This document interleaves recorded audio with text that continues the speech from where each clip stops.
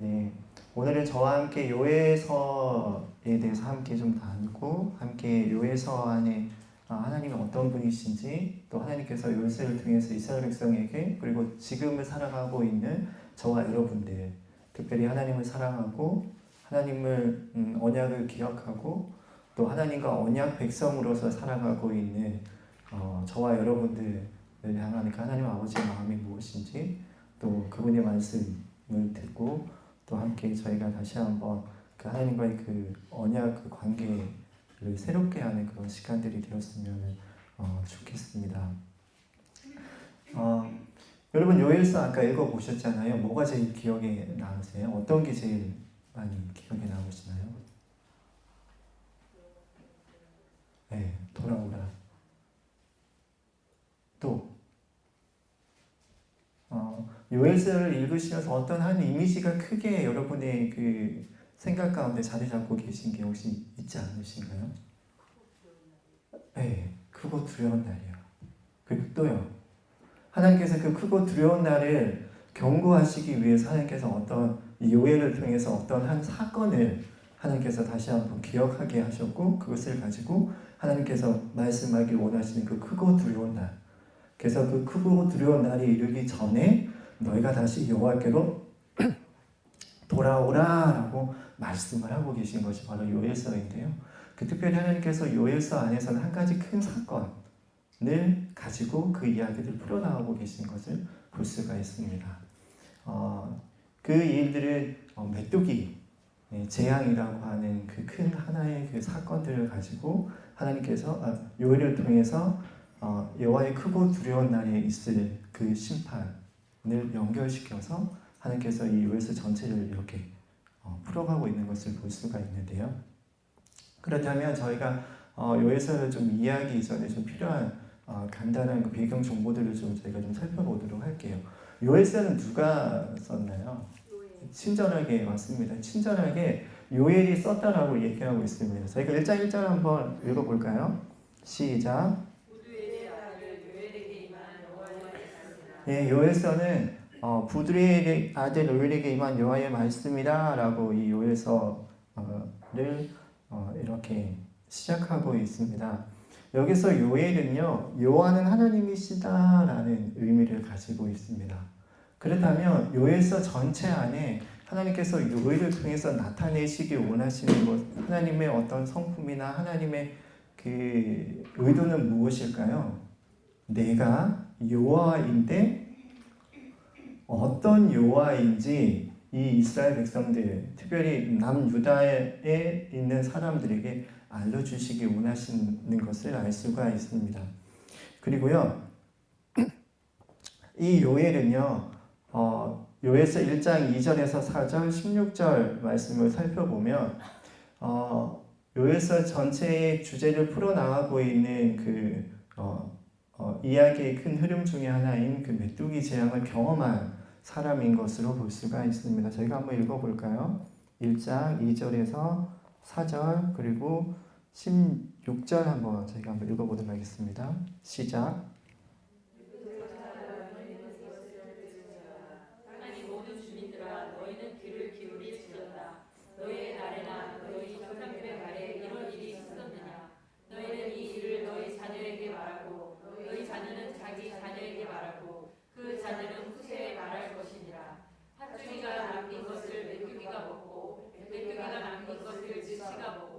느치가 남긴 것을 황충이 먹었도다. 16절이요. 먹을 것이 우리가 끊어지지 아니하였느냐. 기쁨과 즐거움이 우리 하나님의 성전에서 끊어지지 아니하였느냐. 네, 이 두 말씀을 보면 요엘은 그 당시에 있었던 메뚜기 재앙을 직접 경험했던 것을 저희가 볼 수가 있습니다. 왜냐하면 제가 이것을 통해서 그 요엘서가 언제 쓰여졌는지에 대해서 저희가 한번 찾아보기 위해서 이렇게 특별히 요엘이 메뚜기 재앙을 경험했다는 증거를 제가 찾아봤고요.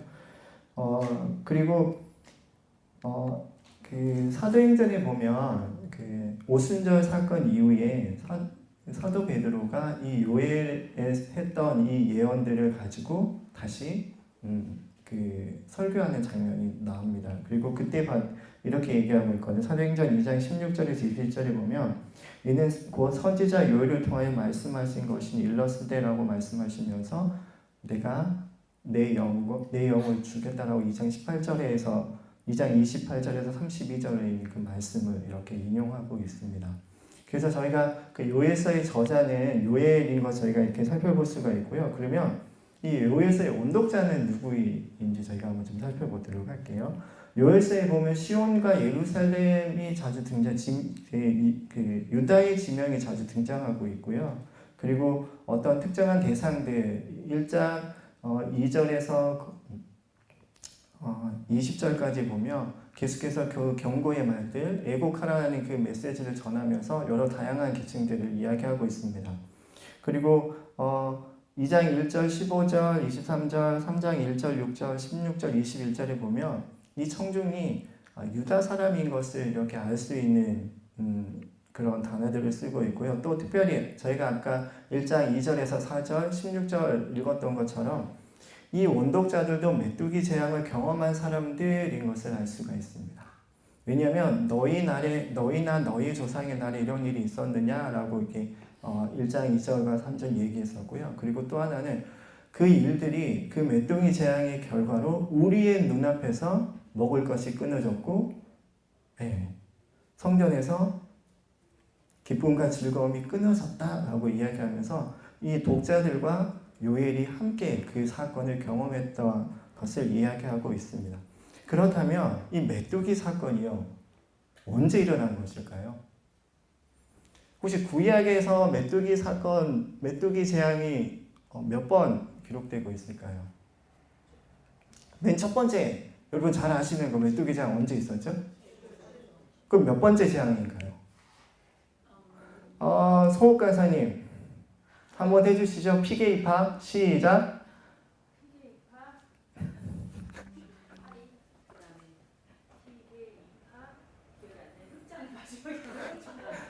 피게 입학 악독우 악독우 매흑 잠. 저 계속 잠인데 잠이래요. 매흑 잠. 그래서 8번째 재앙입니다. 구약 성경에 보면요 메뚜기 재앙이 총 3번 기록되어 있거든요. 이게 실제적인 메뚜기 재앙으로 봤을 때 한 3번 기록되어 있는데 첫 번째 재앙이 출애굽기 10장에 나와 있는 그 하나님께서 이스라엘 백성들을 출국시키시기 전에 이스라엘 그 애굽에 있는 신들을 이렇게 벌하고 또 바로에게 또 애굽 백성에게 하나님이 어떤 분이신지를 알리시기 위해서 있었던 그 재앙, 이 첫 번째 재앙이었고요. 그리고 또 오늘 저희가 살펴봤던 것처럼 요엘서 1장 2절에 첫 번째 재앙의 대상이 있었죠. 누구였나요? 애굽이었어요. 애굽은 누군데요? 이스라엘을 대적했던 나라입니다. 그래서 하나님께서 심판자로서 그 이스라엘의 대적과 싸우시고 그 대적을 이렇게 심판하신 것인데요. 근데 오늘 저희가 봤던 이 요엘서에 나타났던 메뚜기 재앙은요, 반대입니다. 이스라엘 백성의 하나님이 이스라엘 백성의 대적이 아니라 자신의 백성인 이스라엘을 향해서 하나님께서 주신 재앙이 바로 요엘에 기록된 메뚜기 재앙입니다. 근데 요엘서에 보면 이렇게 기록하고 있잖아요. 너의 날에나 너희 조상의 날에 이런 일이 없었다. 그럼 출애굽기 빼고 이 요엘서 이전에 그 재앙이 있었다는 건가요? 없었다는 건가요? 없었다는 거죠. 그런데 감사하게요. 아모스서에 보면 이 메뚜기 재앙이 있었다라고 기록하고 있는 것을 볼 수가 있습니다. 아모스 4장 9절에 이렇게 기록하고 있거든요. 내가 곡식을 마르게 하는 재앙과 깐풍기 재앙으로 너희를 쳤으며 팥중이로 너희의 많은 동산과 포도원과 무화과 나무와 감람나무를 다 먹게 했으나 너희가 내게로 돌아오지 않았다라고 기록하고 있습니다. 그러면 보세요. 아모스 시대 이전에 이 재앙이 있었고 그 재앙은 요엘 시대에 있었다라고 이야기하고 있습니다. 그 다음에 저희가 아모스는 언제 쓰여졌는지 한번 살펴볼게요. 아모스 1장 1절에 이렇게 시작하고 있거든요. 유다 왕 우시야 시대 곧 이스라엘 왕 요아스의 아들 요로보암의 시대 지진 전 2년에 드고와 목자 중 아모스가 여호와의 말씀을 받았다라고 이렇게 기록하고 있습니다.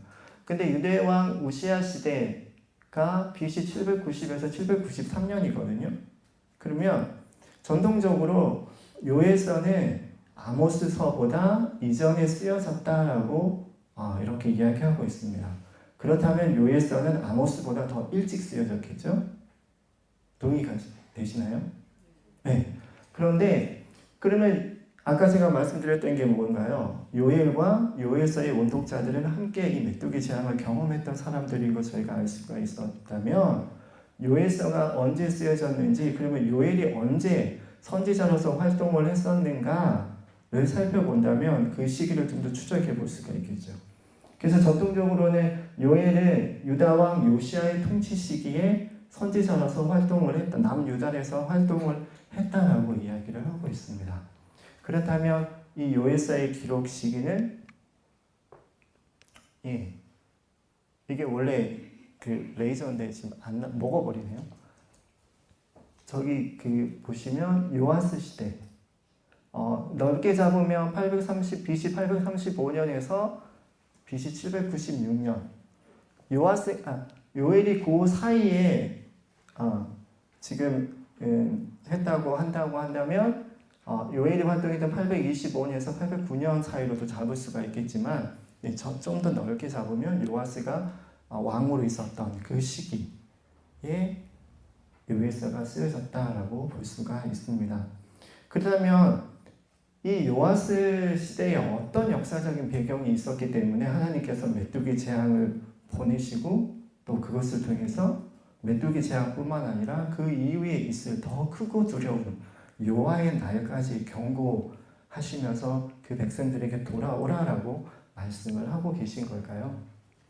특별히 요아스는요 어린 나이에 임금이 되었습니다. 그래서 요아스 시대를 살펴보기 이전에 저희가 조금 더 앞까지 가서요 저희가 저기 여호사밧, 왜냐하면 요아스 시대가 시작됐던 게 아달랴라고 하는 그 여왕 때문에 시작됐는데 그 아달랴 여왕을 좀 설명하기 위해서 제가 좀 여호사밧 시대까지 조금만 더 올라가 볼게요.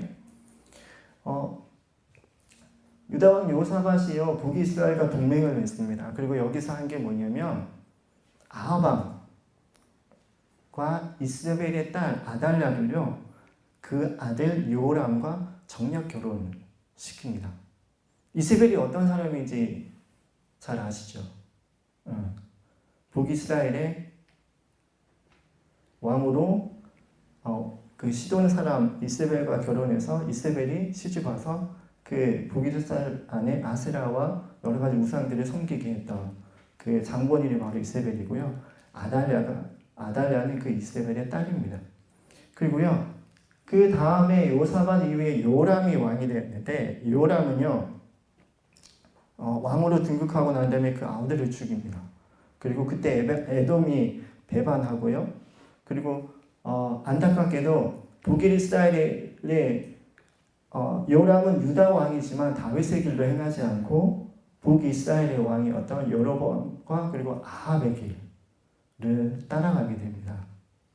그리고 그때 블레셋과 아라비아 침략했고 이때 막내 여호야다 외에는 다른 왕자들이 다 죽게 되고요. 그리고 이 사건 때 하나님께서 이 요람을 저주하셔서 그가 창자가 빠져나와서 죽게 됩니다. 그리고 그 다음에 요람의 아들이었던 아하시아, 아까 막내 요아스 빼고는 다 죽었다고 했잖아요. 근데 그 다음에 아하시아가 왕이 됐어요. 근데 역대기랑 열왕기상에 보면 이 왕들의 이름에 번역할 때 조금씩 차이가 있습니다. 그래서 요아스가 아하시아입니다. 그래서 아하시아가 왕이 돼요. 근데 이 아하시아는요 어머니인 그 아달랴 때문에요 다시 아합의 길로 행하게 됩니다. 그리고 이때 북이스라엘 왕이었던 요람과 아람 왕 하사엘이 이렇게 싸우게 되고요. 이 싸움에서 북이스라엘 왕이었던 요람이 부상을 입게 돼요. 근데 그 문병을 갖다가 예후에 의해서 죽임을 당합니다. 그리고 나서 이 아달랴가 6년 정도 그 남유다의 유다를 통치하게 되거든요. 근데 그 아까 살펴봤던 것처럼 이 아달랴는 아합과 이세벨의 딸입니다. 그리고 오므리의 손녀이기도 하고요. 그리고 그 예후에 의해서 지금 오므리 왕조가 다 멸절당하고 있거든요. 하나님께서 예언하신 대로. 근데 그때 그 상황을 보고 나서 아달랴가 결정한 것이 뭐냐면 유다 집의 왕국의 씨, 즉 다윗의 후손들을 다 죽여버리겠다고 결정을 하고요. 다 죽이려고 합니다. 근데 그때 단 한 사람이 살아남습니다. 그게 바로 요아스인데요. 요아스는 유다 왕 아하시아의 아들입니다. 아달랴가 다 그 유다 왕국의 씨를 이렇게 진멸하는 중에서 아하시아의 누이 여호세바거든요. 번역 이렇게 역대기랑 열왕기 번역이 조금 달라서 근데 동일 인물입니다. 근데 여호사밧은 누구냐면 여호세바는 또 그 요아스 시대의 개혁을 이끌었던 제사장 여호야다의 아내이기도 합니다. 그래서 이 여호세바가 그 요아스를 빼냅니다. 그리고 요아스가 그들과 함께 6년을 여호와의 전 안에 숨어 있게 되죠. 그리고 나서 이 요아스는 7살 때 제사장 여호야다에 의해서 왕이 돼서요 70년간 통치를 하게 됩니다. 그리고 이 여호야다가 그 요아스를 왕으로 이렇게 등극하고 왕으로 기름 부을 때 어떤 일이 있냐면 율법책을 주고 기름 부어서 왕으로 삼습니다. 신명기에 보면 17장 18절에서 20절에 보면 왕이 왕으로 등극하고 나서 해야 할 일이 무엇인지에 대해서 이야기하고 있습니다. 율법책을 곁에 두고 그 율법책을 읽고 묵상하고 그 율법대로 행하는 것이 왕의 큰 책무 중에 하나였습니다. 그래서 제사장 여호야다가 그대로 행하면서 왕을 세우고요. 그 이후에 여호야다를 통해서 개혁이 일어나기 시작합니다. 첫 번째는요, 왕과 백성이 하나님과 언약을 맺습니다. 다시 그 전에 있었던 아합의 길로 행해왔고 또 우상을 섬겼던 그것에서 돌이켜서 이제는 하나님의 백성으로서 하나님께 언약을 새롭게 합니다. 그리고 왕과 백성 사이에서도 또 언약을 맺게 하고요. 그리고 나서 이제 실제적으로 바알 신당을 부수고 그 당시에 바알의 제사장이었던 맏단을 죽이게 됩니다. 또 레위 그 여호와의 성전에서 섬겨야 했었던 그 레위인들을 다시 복권시켜서 그들이 하나님께서 명령하신 그 직분들을 다시 행할 수 있도록 하는 일들을 했었고요. 그래서 요아스는요, 여호야다가 살아있을 동안에는 여호와 보시기에 정직히 행했습니다. 근데 열왕기 기록에 보면 산당은 제거하지 않아서 여전히 백성들이 산당에서 제사하는 것도 있었습니다. 그리고 나서 다시 여호와의 전을 수리하는 일도 했었고요. 그리고 또 하나 놀라운 것은 살아있는 동안에 여호야다가 살아있는 동안에 요아스도 함께 그 성전에서 번제가 중단되지 않았습니다. 그래서 하나님과 그 백성 사이의 언약을 계속해서 행했던 것을 볼 수가 있습니다. 근데 안타깝게도요, 여호야다가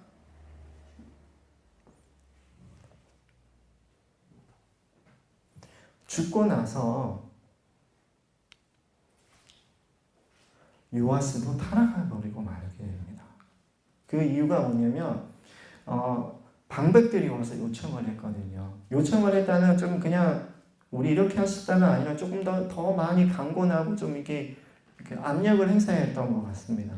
그리고 나서 다시 우상을 숭배하기 시작하죠. 그리고 역대하 24장 17절 18절에 이렇게 기록하고 있습니다. 여호와의 전을 버리고 아세라 목상과 우상을 섬기게 되었다라고 이야기합니다. 그리고 하나님께서 그 일들을 보시고 하나님께서 유다와 예루살렘의 진노를 임하게 하셨습니다. 그리고 선지자들을 통해서 경고하십니다. 다시 돌아오도록 경고하셨고요. 근데 안타깝게도 이 요아스 왕은 그 경고를 듣지 않았습니다. 그리고 그때 하나님의 신이 요야다의 아들인 제사장 스가랴에게 임해서 스가랴가 요아스를 찾아가서 이렇게 얘기합니다. 너희가 어찌해서 이렇게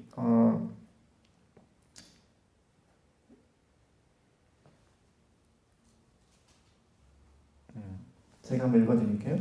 이에 하나님의 영이 제사장 요야다의 아들 스가랴를 감동시키시매 그가 백성 앞에 높이 서서 그들에게 이르되 하나님이 이같이 말씀하시기를 너희가 어찌하여 여호와의 명령을 거역하여 스스로 형통하지 못하게 하느냐 하셨나니 너희가 여호와를 버렸으므로 여호와께서도 너희를 버리셨느니라 하나. 이렇게 선포를 했습니다. 그랬더니 안타깝게도 요야다의 무리가 함께 꾀하고 왕의 명령을 따라 그를 여호와의 전 뜰 안에서 돌로 쳐 죽였더라라고 이렇게 역대에 기록하고 있습니다. 요야다가 죽고 난 이후에 요아스는요 방백들의 그런 강구와 그리고 강곡함으로 인해서 점점 이렇게 타락하게 되고요. 하지만 하나님께서 그때에 그 선지자들을 보내서 다시 한번 하나님께서 요아스를 또 그 남유다 백성들을 돌아오도록 하신 것을 볼 수가 있습니다.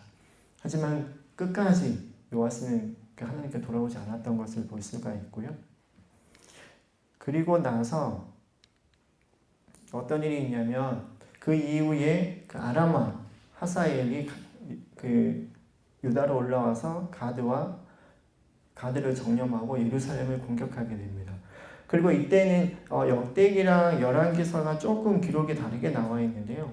이때 요아스는 성전의 모든 기물을 하사에게 주어서 바쳤다라는 기록이 되어 있고요. 역대기에서는 노략해 갔다라고 이렇게 기록하고 있습니다. 아마 그 두 가지가 다 같이 있었던 건데 역대기랑 열왕기서랑 기사가 이렇게 조금 다르게 기록했던 것들을 볼 수가 있고요.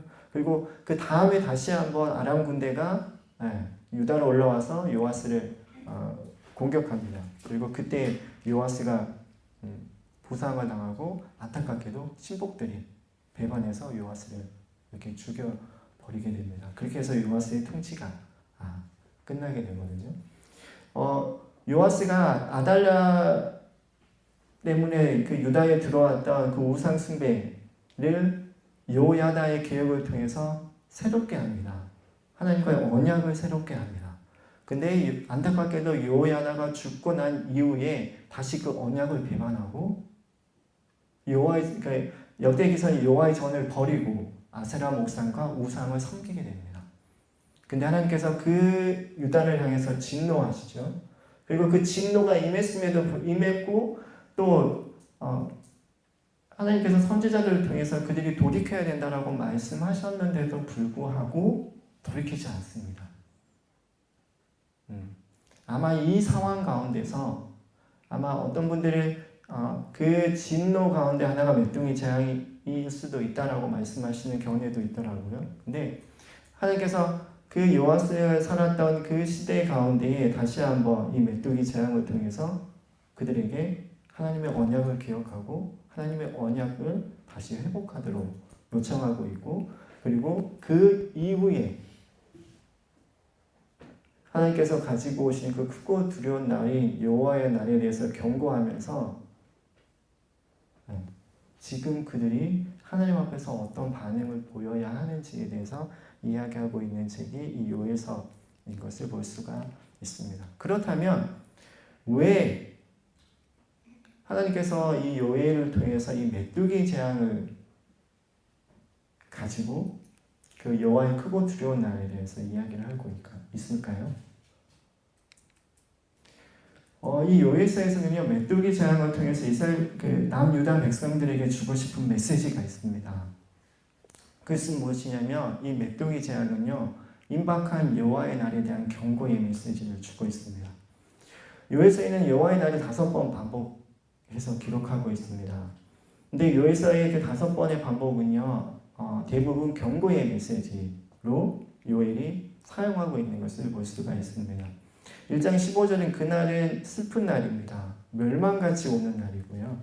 그리고 2장에서는요, 그 여호와의 날에 대해서 경고하라고 이야기하고 있습니다. 그래서 그 경고로 말미암아서 그 주민들이 그 여호와의 날로 인해서 두렵고 떨어야 된다라고 이야기합니다. 그리고 그것은 어둡고 캄캄한 날이고 짙은 구름이 덮인 날이라고 얘기합니다. 그 2장 11절에서는요, 심히 크고 두렵고 당할 자가 없는 날이 바로 여호와의 날이다라고 이야기하고 있고요.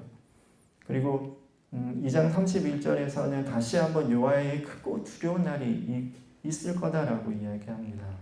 그리고 그날은 심판의 날이다라고 3장에서는 이야기하고 있습니다. 이스라엘 백성에게 여호와의 날은요, 이스라엘 백성에게는 구원의 날이지만 이스라엘의 대적에게는 심판의 날입니다. 근데 하나님께서는요, 요일을 통해서 이 여호와의 날이요, 이스라엘 백성에게도 심판이 될 수 있다라고 경고하십니다. 어떻게 할 때요? 하나님과 그 언약을 저버리고 그 언약 관계를 회복하지 않을 때는요. 그래서 이 크고 두려운 그 여호와의 날의 메시지를 던지면서 아까 저희가 성진 가사님 예배할 때 저희가 함께 읽었던 2장 12, 13, 14에서 17절 보면 여호와께로 다시 돌아오도록 요청하고 있습니다. 그래서 메뚜기 제약은 하나님의 경고이기도 하고요. 또 하나는요, 회개에 대한 요청을 이끌어내기 위해서 하나님께서 요일을 통해서 메뚜기 재앙을 이렇게 이야기하고 있습니다. 그렇다면 왜 메뚜기 재앙이요 심판이 되기도 하고 또 메뚜기 재앙을 통해서 회개를 요청할 수 있는 열쇠가 될까요? 성경에서 메뚜기 재앙은요 불순종의 결과입니다. 그래서 요엘서는요, 이 메뚜기 재앙을 통해서 지금 그들이 당하고 있는 1장에 나오는 1장 2절에서 20절까지 나오는 그 재앙의 참혹함을 이야기하면서 그들이 지금 그 결과가 하나님과의 언약을 배반했고 하나님과의 언약 관계가 깨어졌기 때문인 것을 그들이 알도록 계속해서 요청하고 있는 것을 볼 수가 있습니다. 신명기 언약에서는요, 이렇게 얘기하고 있습니다. 특별히 28장에서 보면 여호와의 말씀을 순종하지 않고 그의 명령과 규례를 지키지 않으면 저주가 너에게 임할 것이라고 얘기했는데 그 저주 가운데 하나가 바로 메뚜기 재앙입니다. 그래서 2장 신명기 28장 38절에서는 이렇게 얘기합니다. 내가 많은 종자를 들에 뿌릴지라도 메뚜기가 먹음으로 거둘 것이 적을 것이다 라고 이야기합니다. 그리고 42절에서는 내 모든 나무와 소산은 메뚜기가 먹게 될 것이다 라고 합니다. 언제요? 여호와의 명령 말씀을 순종하지 않고 그의 모든 명령과 규례를 지켜 행하지 않으면요, 하나님의 언약을 배반하고 하나님의 언약 백성으로서의 삶을 끝까지 거부하게 될 때는요, 그래서 메뚜기 재앙이 있게 될 것이다 라고 이야기합니다. 근데 감사하게도요, 하나님께서는 그 메뚜기 재앙에 대해서만 말씀하지 않으십니다. 그때 어떻게 회복할 수 있는지에 대해서도 하나님께서는 신명기에 통해 이렇게 말씀하고 계십니다. 그때 하나님께 다시 돌이키면 그 재앙을 회복할 수가 있다라고 하나님께서 말씀하십니다. 신명기 30장에 기록되어 있는데요. 너와 네 자손이 내 하나님 여호와께서 돌아와서 마음을 다하고 뜻을 다하여 여호와의 말씀을 청종하면 내 하나님 여호와께서도 마음을 돌이키겠다라고 말씀하십니다. 근데 이 말씀은요, 요엘서 2장 18절에 하나님께서 그때에 내가 그 백성을 긍휼히 여기겠다, 그 땅을 극진히 사랑하겠다라는 그 약속의 말씀으로 다시 한번 요엘서에서 확인해 주고 계십니다. 그리고 신명기 30장 9절에서도 이렇게 약속하고 계십니다. 여호와 말씀을 청종하여 내 마음을 다하며 뜻을 다하여 여호와 내 하나님께 돌아오면 하나님께서 이 모든 것들을 다시 회복하시겠다라고 기록하고 계십니다. 그래서 요엘서 2장 12절에서 17절에 이르러서 하나님께서 너희가 어떻게 돌아와야 되는지 회개를 촉구하면서 이 말씀들을 다시 요엘을 통해서 선포하게 하시고, 또 요엘은 이 하나님의 성품, 또 신명기에 나와 있는 이 하나님의 언약을 바탕으로 해서 다시 돌아오도록 그 남유다 백성들에게 요청하고 있는 것을 볼 수가 있습니다. 그리고 또 하나는요, 솔로몬 언약인데요. 솔로몬이 성전을 짓고 나서 1,000번제를 드리고 난 이후에 하나님께서 응답하셔서 솔로몬의 기도에 응답하시고 솔로몬과 언약을 맺으셨을 때 있던 내용 중에 하나도 바로 이 하나님께서 다시 돌이키시는 것에 대해서, 회복하시는 것에 대한 내용이 있습니다. 이것이 저희가 잘 알고 있습니다. 저희가 7.14 기도할 때 저희가 이 말씀을 바탕으로 근거로 해서 이렇게 기도하고 있거든요. 하나님께서 메뚜기 재앙을 토산을 먹게 했다라고 하는 건 하나님과 언약이 깨어짐으로 인해서 그 땅 가운데 하나님으로부터 오는 그 재앙이 임했다는 것을 이야기합니다. 그리고 하나님께서 다른 미가서에서도 보면 내가 메뚜기를 보내서 너희 소산들을 먹게 하겠다는 그 경고의 말씀들도 있고요. 구약 성경에서 나타나고 있는 메뚜기 재앙의 가장 큰 특징은 하나님과의 그 언약 관계 안에서 그들이 그 언약 백성으로서 삶을 살아가지 못할 때에 하나님께서 그들을 다시 돌아오도록 하는 그런 열쇠이기도 합니다. 여러분, 요엘의 이름의 뜻이 뭐라고 말씀드렸나요? 여호와는 하나님이시다 라고 말씀드렸잖아요. 그렇다면 이 메뚜기 재앙을 통해서 알 수 있는 하나님은 어떤 하나님이신가요? 철저하게 언약에 신실하신 하나님 있을 것을 저희가 알 수가 있습니다. 그들이 재앙이 왜 임했나요? 하나님과의 언약 때문에 그 재앙이 있게 되었습니다. 그리고 하나님은 그 하나님과의 언약 관계 안에서 그 임했던 그 재앙처럼 다시 그 언약을 기반으로 해서 이 남유다의 백성들을 다시 회복하기 원하시는 것이 바로 요엘서의 큰 주제라고 보실 수 있겠습니다. 그렇다면 그 당시에요, 메뚜기의 재앙이 얼마나 심각한 거였을까요? 지금도 메뚜기 재앙이 좀 많이 심각한 것을 볼 수가 있는데요. 저희가 잠깐 한번 살펴보도록 할게요. 그러니까 몇몇 피해 사례를 한번 살펴봤는데요. 리비아의 그 키르니카는요 200만 명 이상이 메뚜기 때문에 사망을 했다고 합니다. 그리고 알제리에서는 1867년에 거의 2만 5천 명이 굶어 죽고요. 미국에서는 특별히 그 1875년 로키산 메뚜기라고 하는데요. 지금은 멸종되고 없다고 합니다. 근데 1875년에 그 로키산 메뚜기, 그 로키 마운틴 메뚜기라고 하는데요. 메뚜기가 얼마나 컸는지 이 자료는요 저희 그 센터에서 이용원 간사님이 이게 요에서 학교에서 강의하시면서 저희가 그냥 그 동의를 얻어서 제가 한번 보여드릴게요. 메뚜기 떼가 폭이요 160km고요. 길이가요 2,896km여야 돼요. 그리고 시속 24km를 5일 동안 지나가고요. 피해 지역이요 12억 제곱미터. 우리나라 총 면적의 12배. 그리고 이때 3조 한 5천억 마리인데 그냥 추정치겠죠. 일일 식량이 이들이 먹었던 식량이 1,050만 톤. 근데 저희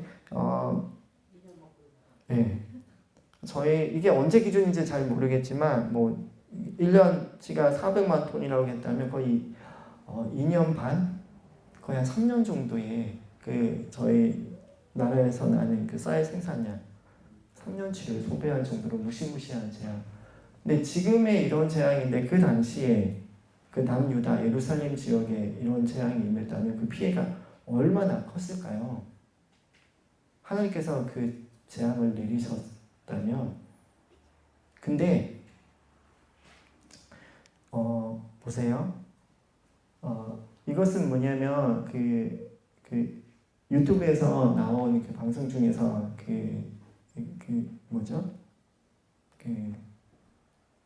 나온 그 방송용 멘트인데요. 메뚜기 떼는 한 나라 전체의 기근을 불러올 수 있고 그로 인해 수백만 명이 굶어 죽었다. 마치 불바람이 지나가는 것 같다. 모든 것을 태워버리는 화염과 같다. 과실수로 남은 것이 없다. 계기이식처럼 태양을 완전히 가렸다라고 이렇게 이야기를 하는데 놀랍게도 이것은요 요에서에 표현하고 있는 메뚜기 재앙과 메뚜기로 인한 그 참혹함과 거의 유사한 것을 저희가 볼 수가 있습니다. 러시아 남부 지역에 참새 크기만한 대형 메뚜기 떼가 나타나 농작물을 먹어치우면서 농민들과 당국이 골머리를 앓고 있다고 합니다. 농업부는 비상사태까지 선포했지만 워낙 대규모라 속수무책이라고 하는데요. 모스크바에서 유철종 특파원이 전합니다. 러시아 남부 스타보로폴 지역의 한 마을입니다. 대형 메뚜기들이 떼를 지어 새카맣게 날아다니는데 한 마리의 크기가 참새만 해 메뚜기라고 믿기지 않을 정도입니다. 메뚜기 떼는 흑해와 카스피해 사이에 낀 스타보로폴 지역의 광활한 옥수수밭 덩지에 내려앉아 익어가는 옥수수는 물론 줄기까지 송두리째 갉아먹는 바람에 남는 게 없을 정도라고 합니다. 농작물 피해 면적이 여의도의 2배 반이 넘는 800헥타르에 이르면서 현지 농업부가 비상사태까지 선포했지만 딱히 막을 방법을 찾지 못하고 있습니다. 메뚜기 떼가 워낙 대규모로 신속히 이동하는 데다 여름철이라 기온이 높아 공중에서 뿌린 살충제 효과가 떨어지기 때문입니다. 메뚜기는 몸 길이가 8cm, 날개 길이가 12cm로 작은 참새 크기만 하다고 러시아 농업센터 관계자는 전했습니다. 수백만 마리의 메뚜기 떼는 한 지역을 휩쓸고 나서 빠른 속도로 이동해 당국이 경로를 미처 따라잡지 못하고 있습니다. 메뚜기 떼는 스타보로폴 지역에 앞서 인근 칼미키아 공화국과 다게스탄 지역 등에도 출몰해 이 지역 농작물은 잔해만 남았다고 농업센터 관계자는 설명했습니다. 일부 전문가들은 평년보다 높은 여름 기온과 근 30년 만에 메뚜기 떼 출현 등이 지구 온난화와 연관이 있다고 주장하고 있습니다. 모스크바에서 연합뉴스 유철종입니다. 네, 2015년에 있었던 그 뉴스고요. 근데 지금 이 사진은 그 러시아에서 일어났던 일이잖아요. 이 사진을 왜 보여드렸을까요? 네, 축구 경기장입니다. 2018년 6월이 어떤 달인지 아세요? 러시아 월드컵이 시작돼요. 예, 다음 달에 월드컵이 시작되거든요. 월드컵 시작된 지 한 달도 채 안 남았을 거예요. 근데 지금 그 실제적으로 지금도 메뚜기 떼에 대해서 이렇게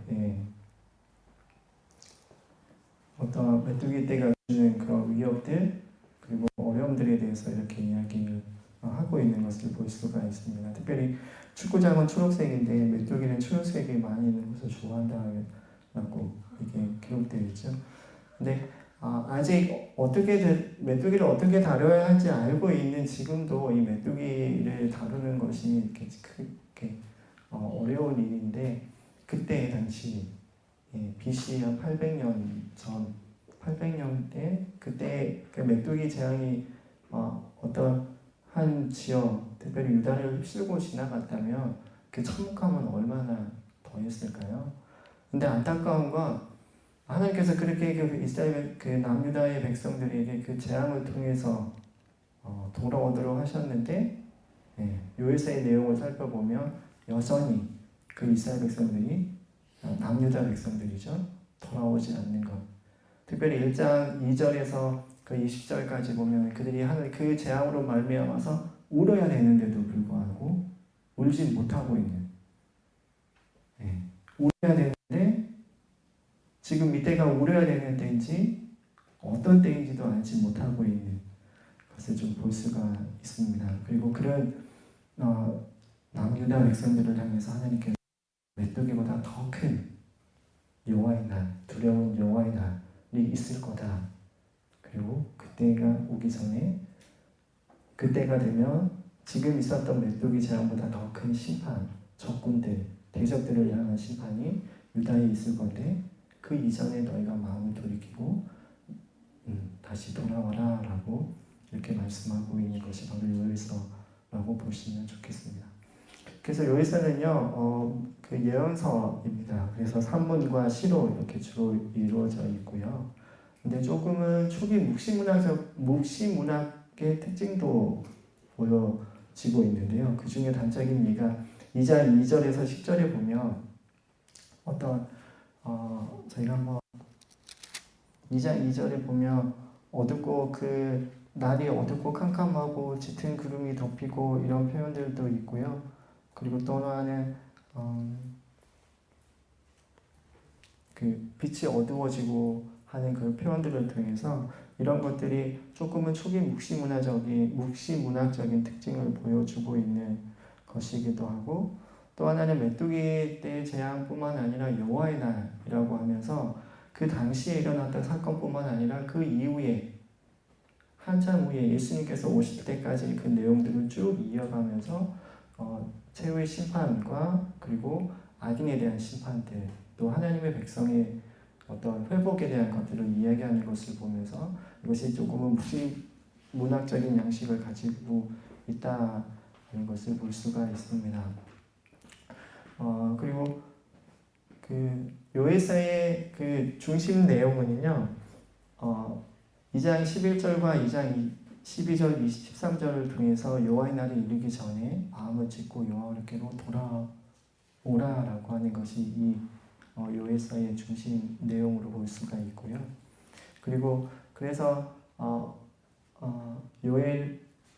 하나님은 요엘을 통해서 이 메뚜기 재앙이 이미 임했음에도 불구하고 그것이 하나님과의 언약 관계가 깨어진 것을 깨닫지 못하고 여전히 하나님께로 돌아오지 않고 있는 그 백성들을 향해서 여호와의 심판이 있을 것에 대해서 경고하고 또 여호와의 날을 준비하고 회개를 촉구해서 다시 그들이 여호와께로 돌아오도록 이렇게 요청하고 있는 것을 볼 수가 있습니다. 특별히 그 요엘서에서 강조되고 있는 하나님의 성품은요, 2장 12절에서 17절 요엘이 이스라엘 백성들이 하나님께로 돌아오도록 회개를 촉구하고 있는 그 부분에 있어서 하나님께서 그 시내산에서 모세에게 이렇게 선포하시고 모세에게 알려주셨던 그 하나님의 성품, 은혜로우시고 자비로우시고 노하기를 더디하시고 인애가 크셔서 또 뜻을 돌이켜서 재앙을 내리지 아니하시는 하나님으로 자신을 소개하셨던 이 하나님의 성품이 바로 이 요엘서에서 특별히 강조되고 있는 하나님의 성품이고 그리고 이 성품을 기반으로 해서 요엘은 이 요엘서에서 그 남유다 백성이 다시 하나님께로 돌아오도록 요청하고 있는 것을 볼 수가 있습니다.